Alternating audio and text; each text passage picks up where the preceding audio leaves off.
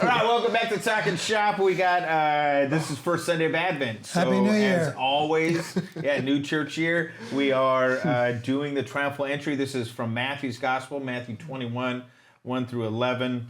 We're going to talk through the text. It's a familiar text, but some good things about, we'll kind of mine out about the coming of the King and what that means for us here and now.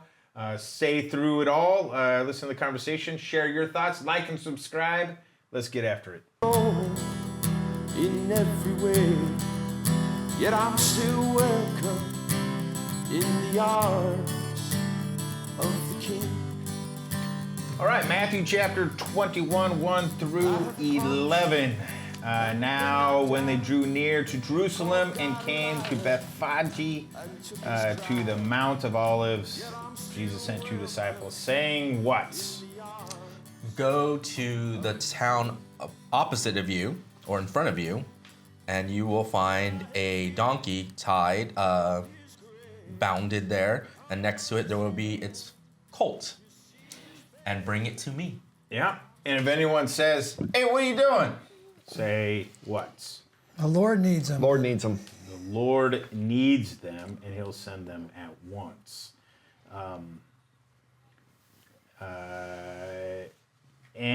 And so this is, obviously, we know the story, setting up the triumphal entry. So Jesus is dictating it. He's laying out exactly how it's going to go. Turns out that's exactly how it goes. But it's fulfilling prophecy, and that's sort of the point, I think, for us. Yeah, especially in Matthew's Gospel. Yeah. What's the prophecy? Zechariah 9:9. Behold, your king is coming, humble and riding on a donkey, on a colt, the foal of a donkey. Yeah. Why is that important? Well, because he's fulfilling prophecy. It authenticates. Yeah, no. I think, I haven't done the work on Zechariah 9:9, but my guess would be that it's what is known as a messianic prophecy in Judaism. Mm-hmm. And so Matthew is very big on Jesus fulfilling the prophecies associated with the Son of David. Okay. And so Zechariah 9:9 would certainly be seen as one of those prophecies that predicts the Son of David coming into to Jerusalem. So yeah, because like your people when they hear, they've heard this story a ton of times, but it is shocking in its moment, right? Yeah, right. That he's riding into the city on a donkey in this like lowly fashion. Mm-hmm. This is the marker of the coming of the King, which is why it's always the first Sunday in Advent. Yeah, too. As well as Palm Sunday. Yeah, but I mean so we do it Palm Sunday, but this is why it's that first Sunday of Advent. Yeah. This is the coming of the King. Yeah, right. Yeah, absolutely. And by the way, if you go out to and you just Google Messiah's donkey, you will come up with a Jewish teaching on a donkey that works its way through the Old Testament that is going to usher in the salvation of God. So there's a donkey associated with the sacrifice of Isaac. Then, according to rabbinic tradition, it's the same donkey associated with Moses going to Egypt in order to start the exile or the Exodus. And then that works its way into Zechariah of this donkey who's going to usher in Messiah. Nice. So anyway, just Wow.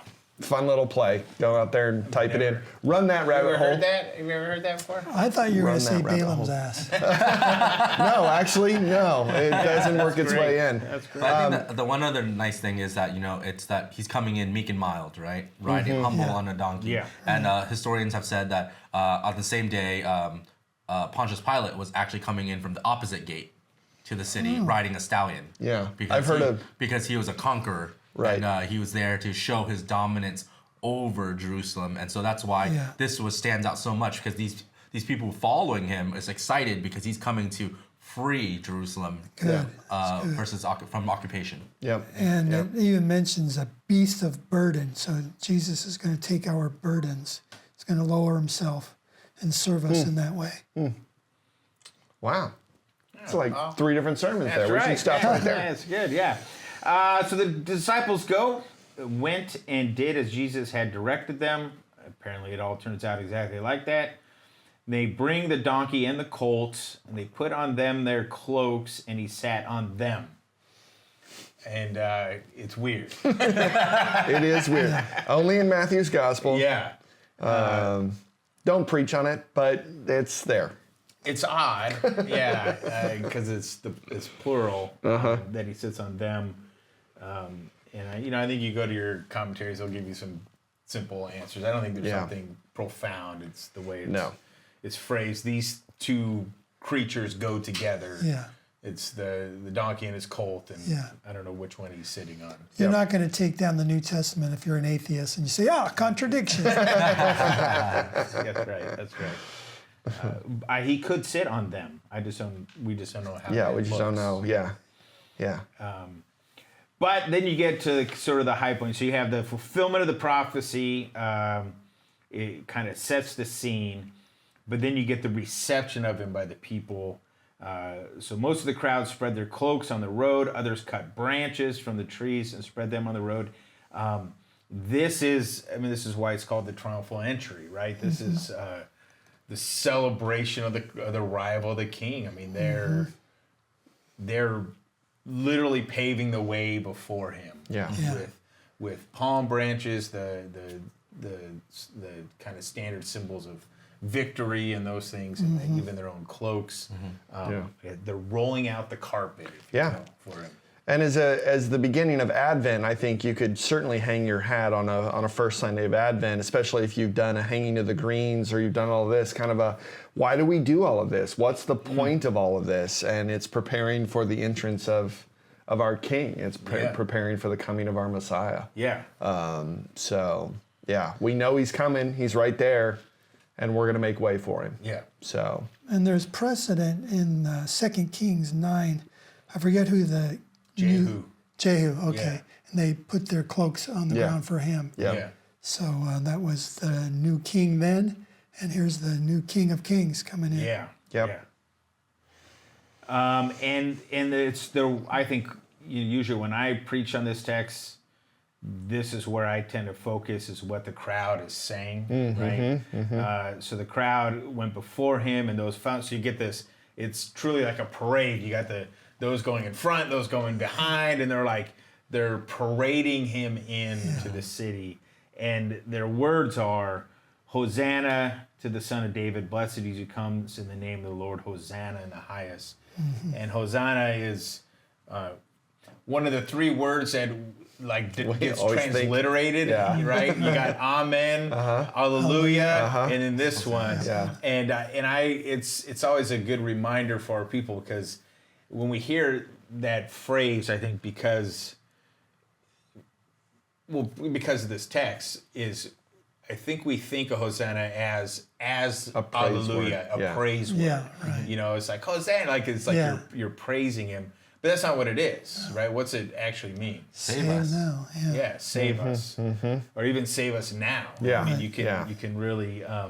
So it's a cry for salvation. As he's coming into their midst. And as we were translating that, I was thinking you could pair that really nicely if you wanted to do something during Advent with O Come, Emmanuel. That kind of that O Come, Emmanuel is that Advent hymn that is kind of a save us, O Lord. Yeah, for sure. Hymn. Yeah. And so you could certainly play those two off of each other. That's nice. And when he entered Jerusalem, the whole city was stirred up, saying, "Who is this?" And then it's kind of anticlimactic. Right? Well, Jesus, the one of Nazareth. The prophet. The prophet, Jesus, Yeah. Nazareth, Galilee, yeah. But I think it's that stirring of the city as he comes in. Other accounts of the triumphal entry have it sort of like see the, Caiaphas says that, right? The whole city's gone after him. Yeah. Right. Like there's no ignoring this humble guy riding in on the donkey, right? Yeah.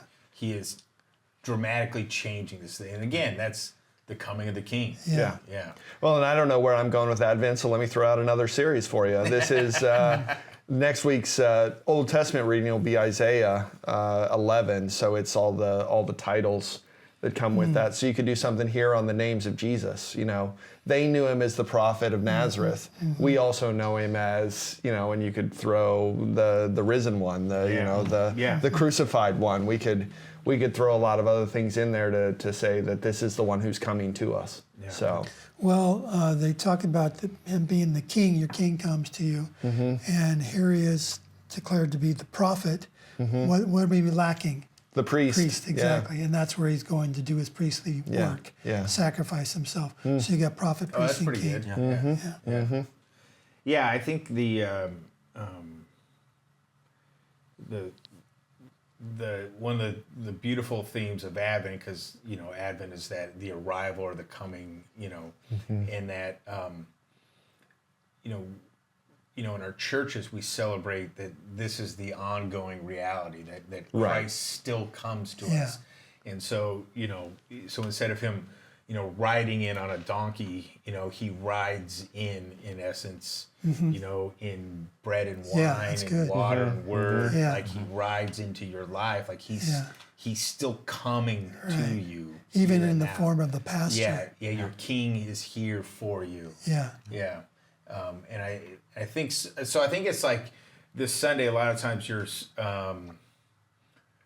kind of setting up all of Advent. On this Sunday. Point. It's not. It's not really. I mean, it is this event, but it's not Palm Sunday where we're like, you know, it's more about that event moment. It's more about the theme of your King arriving, which is going to be expounded upon throughout Advent. Right. You know? So it kind of explains who this forthcoming baby Christ child is. Right. Yeah. You want to know who it is so you know how to prepare. But it's also, especially for us, if you look at him as son of David, this conquering hero who's coming back in, it's also looking for his second coming. You know, there's part of that in Advent. Yeah, that absolutely. he's come to us as this humble baby. Now we're anticipating that conquering king. That's a good point. And you could even play it off kind of in the advents of how he still conquers our sin, conquers our fears, conquers those things as we await his arrival. So. Hold your King comes. I think there's a lot there. Man, straightforward though. I mean, I think share any insights you might have on this text, how you have preached it or you're thinking about preaching it. That helps everybody. Take a minute to like and subscribe. Check out 1517.org/craftofpreaching. There'll be articles on this text and the others. God bless your preaching.